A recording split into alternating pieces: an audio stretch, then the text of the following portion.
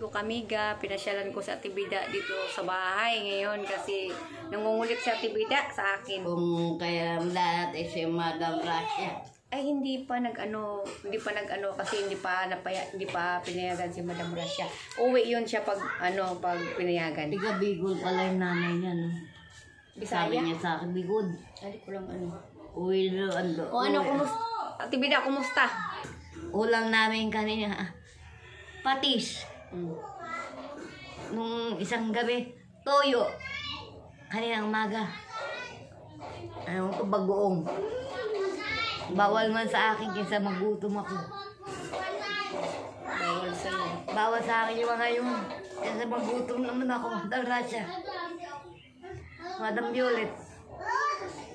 Ngayon nga, pinagkasya namin 2 itlog, oh. Wala na nga ako. Ilan kayong piraso kumakain? 4. Ha? 4. Nagay ko lang sa mga bata. May bigas kayo, may bigas. Wala na. Wala na kung saan. Hindi, yung si Ann kasi nagtrabaho naman si Ann, magpapadala naman yun. Magpapadala ata dito kay John. Wala, hindi. Ewan ko kung binayaran yung utang niya. May utang din si Ann. Anong nakaraan linggo? May nabalitaan pala ako sa'yo. Halimbawa, may sakit ka, may ubo ka, may trangkaso. May ulan-ulan. Ngayon ang ko sa'yo, may nabalitaan ako, sobra ka daw higpit sa mga bata. Hindi ako higpit. Diyos, pupunta pa ng purok daw si mga yan. Pinagagalitan nila. Pinagagalitan ng kapatid ng lalaki. Hindi pala kapatid ni Ann yan. Ay, kapatid ng lalaki? Oo. Hindi kapatid ni Ann? Manug, bayaw niya yata. Hindi kapatid ni Ann, hindi. Nag-open si Ann. Nag-open yung yung nasa purok dos kagabi. Nagalit pa sa akin. Nagalit din sa mga bata. Bakit daw pumunta doon yung mga bata? Hindi daw niya kapatid si Kakay. Ang lalaki? Ang lalaki ang kapatid niya. Kaya hindi ko na pinapunta din mga bata. Nagtyaga na kayo. Pero yung mga bata, huwag mo masyadong higpitan naman. Hindi ko hinihigpitan. Maglalaro kami dito. Pwede mo siyang palabas-labasin dito. No, sa umaga nilalabas ko. Ganun. Katanghali pinaliligo. Kasi tutulog ko. kailangan din kasi ng mga bata na makapaglaro-laro sila. Pinatutulog ko. Pagka malapit ng umulan, pinapapasok ko. Ngayon, ngayon nga po, pagkagising nila, nagpahinga, pinaliguan ko. Ano pang masasabi nila sa akin? Hindi ako nag-higpit. Ang ulam nila ngayon, itlog at saka Milo. Ako, nagtyaga ako sa tubig na mainit. Hindi ko pinag-higpitan yan. Ito nga, maghapon, nasa kanila. Sa cellphone na ito, sila gumagamit eh. Gabi, hindi ako nakatulog doon sa bulso niya. Tano ito, bulso niya, nakahiga sa akin, malapit nakayakap sa akin, nayayakap ako ng bata. Makita-kita ko, na dito na sa mukha yung paa. Sino ba makakatulog? Yat na, gumaganyan akong gumaganyan, umabot ang 3:00. Sige, ikot. Malikot matulog yan eh. Pero nalilibang naman ako, Madam Violet. Nalilibang ako. Kahit hindi ako pumunta kay Ate Jen doon sa harap niya, kasama ko yung mga bata. Kasi nagbabantay po siya sa mga bata po ni Ann. Ganun lang naman. Kahit si Ann hindi naman matitiis na magulang niya na. Siyempre mga anak niya. Gumagawa nga ng paraan. Ngayon, hiram yata doon sa amin niya para hindi lalabas. Ano pa lang siya to, wala pang 2 weeks eh. Isang linggo pa lang siya may Sarado na yung pintuan, malamok. Lakas ang ulan ng isang gabi. Buti nga yung, buti yung mga bata nakikinig din sa'yo. Nakikinig sa akin yan, mga yun. Nakikinig din siya pag sinasaway mo nakikinig. Sinasaway ko na maganda din yun. Kumain, matulog, opo, lola, opo, lola. Yakap-yakapin pa ako. Minsan yung isa, ang lambing, yung bunso. Yung maliit? Lola, tain na to, dutom na to, kanya. Natawag niya ako, lola. Di niya na ako iniba sa nila. Sa iba. Ngayon, yung speaker ang nangyari, umulan ng malakas, biglang umina, wala nang tao rito. May dumating na babae, kinuha yung speaker. Hindi pala kilala nitong Puknoy. Binigay. eto nga hindi ko binubuksan eh. Bakit? Nasaan ka ba? Andito ako nakahiga ako, nilalagnat nga ako. Kaninong speaker yun? Sa ama-amahan nila. Naku. Pagka nahalak ng ama-amahan niya at wala yung speaker na yan, mayayari siya. Dapat hindi nila binigay. Bakit pinipilit ba ng babae kuhain? Diyan sumilip. Ay, sarado dito. Pero yung babae, kilala mo. Hindi ko kilala, hindi rin kilala ni Puknoy. Bakit Binigay ni Puknoy yung speaker. Hindi ko nga pinapapasok, gustong-gusto pumasok. Ibig sabihin, nakita mo yung babae? Nakita ko, tinitigan ko pa dito sa may butas. Dito Ano ko yun? ano Yun yung babae na yun? Yung payat? Payat siya na kamukha mo asawa niya. Hindi taga baba. Matanda na eh. Wala rito ang gumamit niya na speaker. Hindi ko maibibigay sa'yo, nagtrabaho. At saka walang manghihilot, nasa Purok 2. Pilit mo nga pasok dito, humihingi ng epikasin. Hindi ako manghihilot. Kahit manghihilot ako, sinabi ko hindi ako naghihilot. Hindi, nakita mo pala yung babae na halimbawa. Yan ba, nakaupo. Pag pumunta dito pala si pag umuwi, ituro mo sa kanya. Ituturo ko talaga.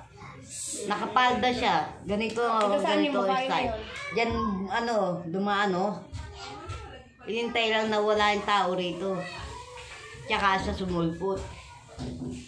Tumingin dyan, sa bintana. Bakit kinukuha niya yung speaker? Kanino pang speaker yun? Ewan, sa asawa ni ni Ram daw. Hindi ko alam kung kanino yun. Dapat, halimbawa na wala yung may-ari dyan, hindi ko hindi binibigay. nyo ibibigay dapat. Antayin kung kailan darating yung asawa niya. Oo. Nakasarado to, nangingi na ipikasin. Ito naman Puknoy, biglang binuksan. Ibig sabihin yung babae pumasok sa loob. Pumapasok nga, hindi ko pinapasok. Biglang inabot ni Puknoy na ganyan yung speaker. Kilala mo ba yung Puknoy? Hindi. Kanya. Naku po. Magagalit yun sa'yo. Ba't magagalit anak niya naman ang may kasalanan? Hindi dapat di mo binigay. Nakahiga ako dito, hindi ako makatayo, taas ang dagnat ko. Sinabayan ba naman ang bukas ng todo ni Puknoy? Tapos muntik pang magkasunog. Dito. Yung ventilador, lumipad yung LC. Yung maliit. Lumipad na dito sa labas. Pilit pa sinaksak ng mabay, sumiklang. Buti nakita ko. Yung sa inyo dyan? Buti Yung batang maliit. Yung babae naman. Yung babae naman ang may gawa. Ngayon, sira na. Sira na. Yung isang electric pa na lang. Yung yung isa yung ginagamit ng mag-asawa. Kaya ako, sabi ko, sa totoo lang, madam, pinag-aanoan ko lang, nalilibang ako. Parang, sabi ko nga, parang yung apo ko, 8 taon, kako 7. Ang galing, di ba? Kita mo yung medal niya, di ba? Ang galing ng ito, grade 9 na taon, di pa grade 1. Yung apo mo, maraming medal yun. Oo nga, talino nga yun eh. Wala kayo sinabi sa apo ko.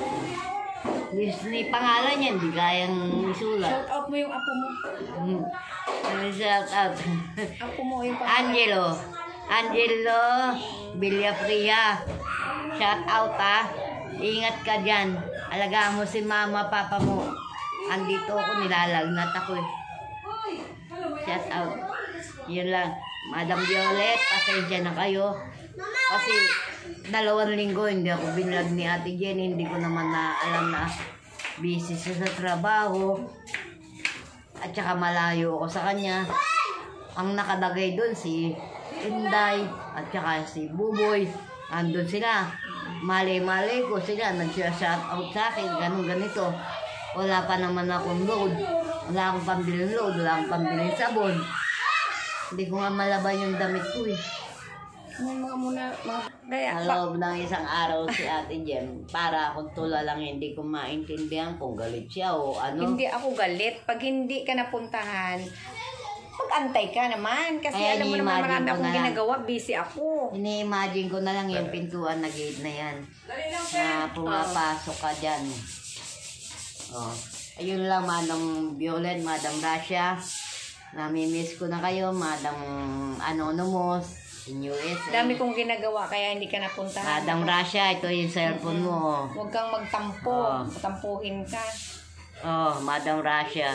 Cellphone mo to. Ingatan mo yan. Wala yan. Araw-araw pinupunasan ko yan. Ingat na ingat ako dyan. Wow. Oh. Yung bigay pa rin niya to na case. Oo. Case Kaya ng nga, cellphone. mali pa ang paglalagay ng, ano ba to? No, case ng cellphone. Yung binili natin sa, Yung tampered. Oo. Luwag, luwag. Ano yung luwag? Oo. Hindi, Ang luwag, ganyan lang yan makikita siya. mo yan, Hindi, okay lang yan. Basta nakadikit siya. Ganda ko. Basta nakadikit Masaya na ako. Nakita ko na si Ate Jenny. Eh, pag hindi ka na, huwag kang... Kanina, yung mga Salita na bata. Yung mga bata, naglalakad. Ay, nangihiram. Malis pa naman, 5, walang Hindi, binigay sa akin. obligasyon ng magulang din niya yan. Halimbawa na kasi mga anak niya yan. Kaya nga nagtrabaho siya para may pambigay siya ng Wala nga eh. pagpakain. Naiitlog nga, wala, hindi bumili. Nangutang pa doon sa kabilang kalye, sa Purok Dos. Noodles, itlog, Milo. Naman ng pa ako. O ano na, kumusta ka? Kumusta ka ngayon? Dito ka lang sa bahay, sika lang, alaga sa mga bata dyan. At least mayroon kang libangan dyan sa loob. Loob ng bahay. Alilibang naman ako.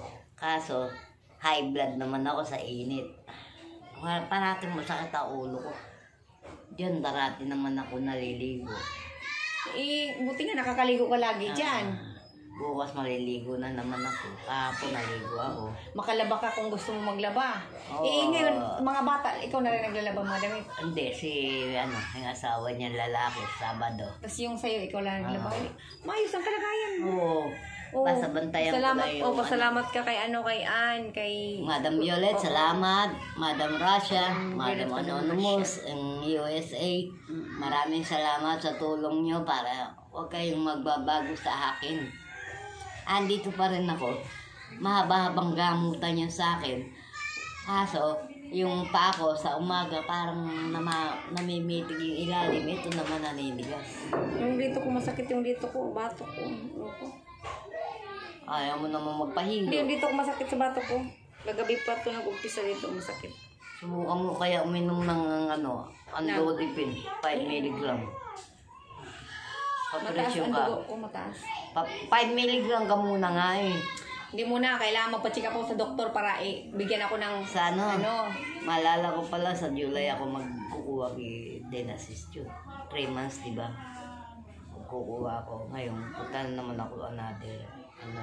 Babayaran ko na lang sa'yo. Kumusta ka naman, Ate Biday? Ano mo? Eto, payat na ako. Nagre-reduce ako. Yan, mas maganda yung ganyan. Pumayat ka kaysa sa mataba ka. Malaking pinayat mo ngayon, Ate Bida. Pumayat si Ate Bida.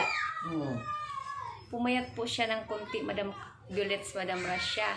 Yan, pumayat-payat po siya. Paano yung nararamdaman ko? Madalas ako mga high blood. Pero huwag ka masyadong kumano ng patis. Hindi kakain. Ang patis na paka-alat niyan. Hindi ako iinom ng gamot. Hindi ako. Ilalagay mo sa kanin, paka-alat yun. Nambula akong ganyan. Patis o tuyo? Patis, toyo. Yung isang araw, toyo. Mantika, tuyo, mantika, gano'n. Sabi ko sa isip ko, ngayon lang ako nawala ng pera dito, nisip ko. Wala talaga. Hindi ko malaban yung damit ko, ando nakatamba. Sabi ko, ang aking mayan, wala akong pambiling gamot. Wala akong pambiling sabon. Paano ako magbababad? Ano sabi ni Ann? Anong sabi ni Buntis? Wala, tingnan ko lang daw yung mga bata. Pero hindi ako magsusweldo. Pabayaan ko naman. Okay lang kahit wala kang sahod kay Ann. Ang importante na mayroon kang katuluyan, may makakain. Importante lang sa ang pakikisama nila sa'yo bilang nanay. Ganun yun. Tawag niyo lang akong paalisin. Hindi, ang inaano nito, ang problema dito, halimbawa, kay siya, nanay siya, nagtrabaho siya, may mga anak siya. Obligasyon niya na magbigay ng pangkain sa mga anak niya. Ito nga sa stay, sabi ko, kahit isang tray, kalahating tray, iwanan niya yung mga bata. Ang iniwan, puro isda. 3 araw kami nag-iisda. Mga sa ganyang kaliliit. Tsaka galunggong, 8 piraso. Umaga, tanghali, gabi, ulam namin.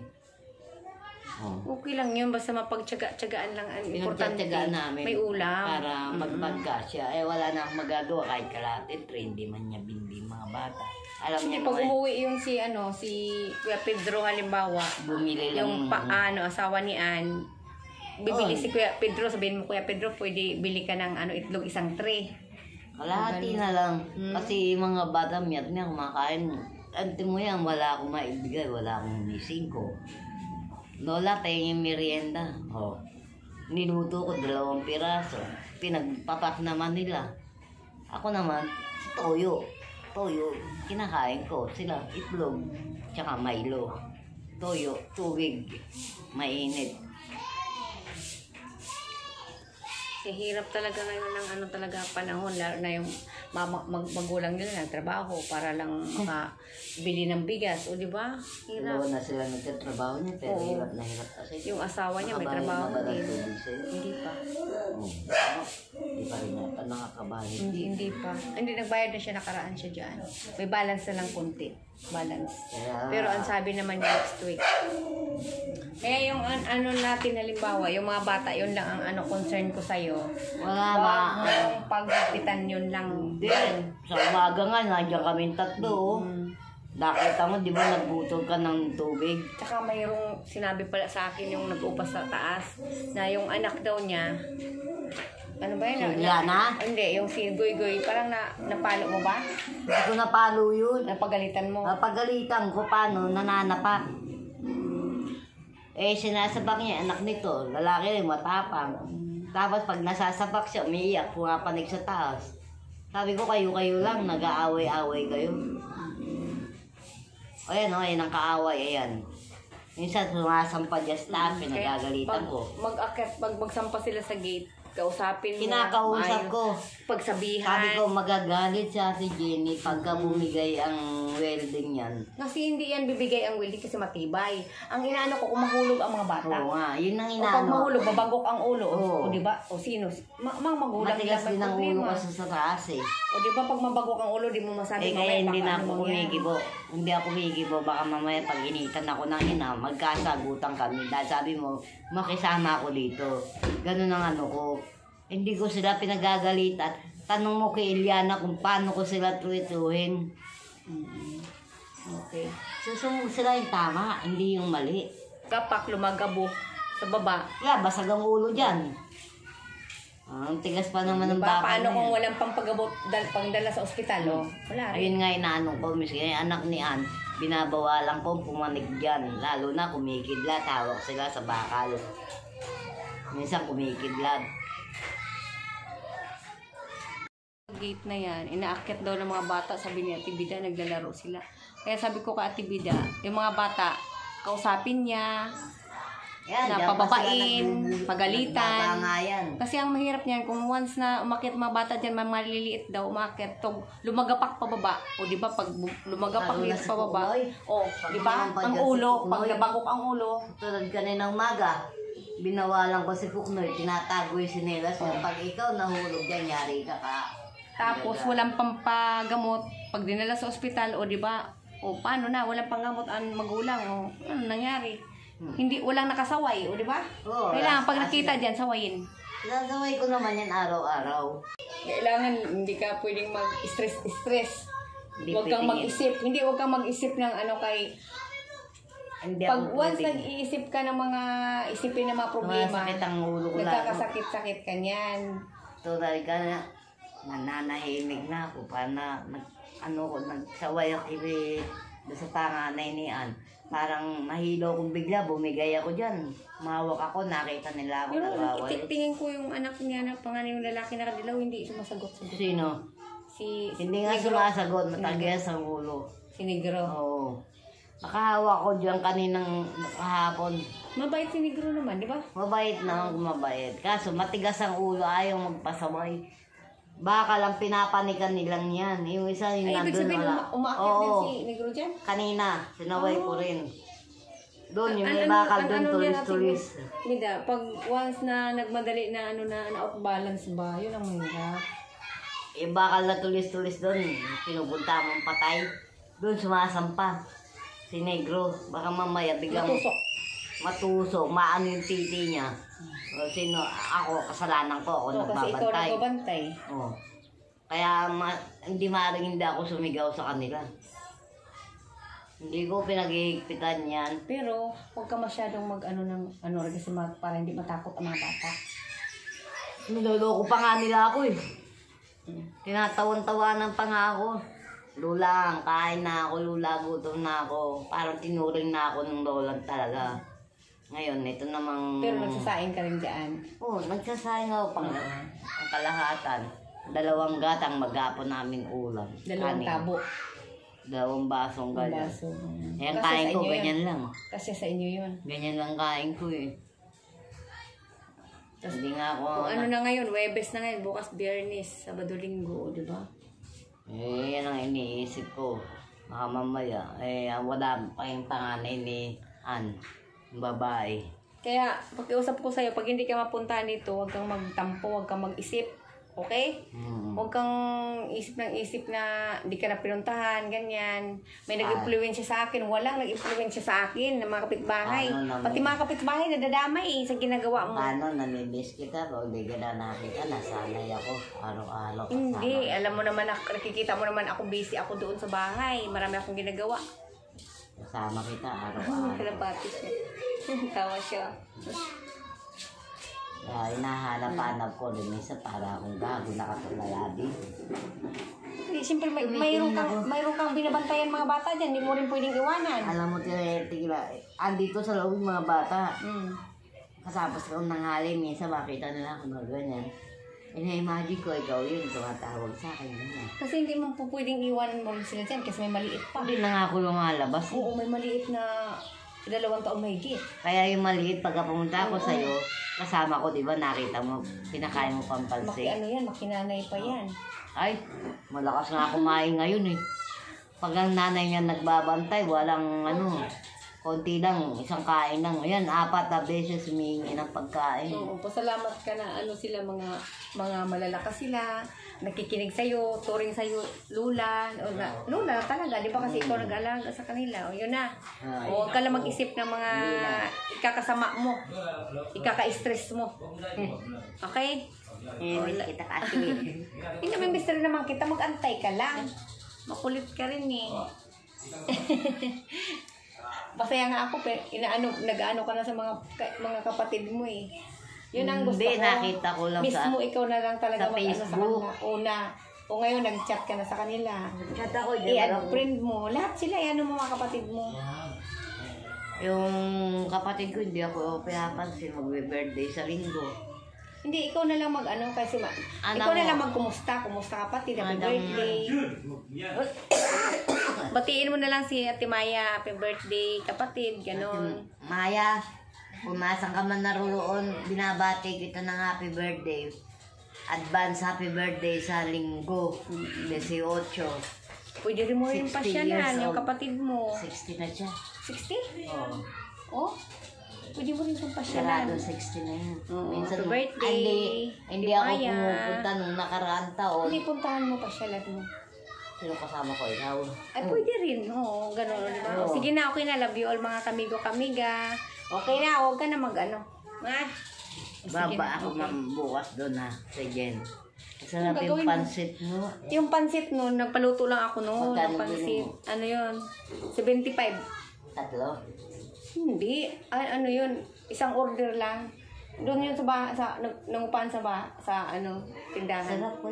Sarap. Gusto ng bata na Oo, sarap nga. Sabi ko sa'yo eh. Sabi ko kainin mo eh. Mata. Tama lang. Inaalala ko kasi yung Oo. bata. Hindi, binigyan, sabi ko kainin mo habang mainit. Masarap, di ba? Shout out Dodoy, yung nagluluto ng pansit. Sige na.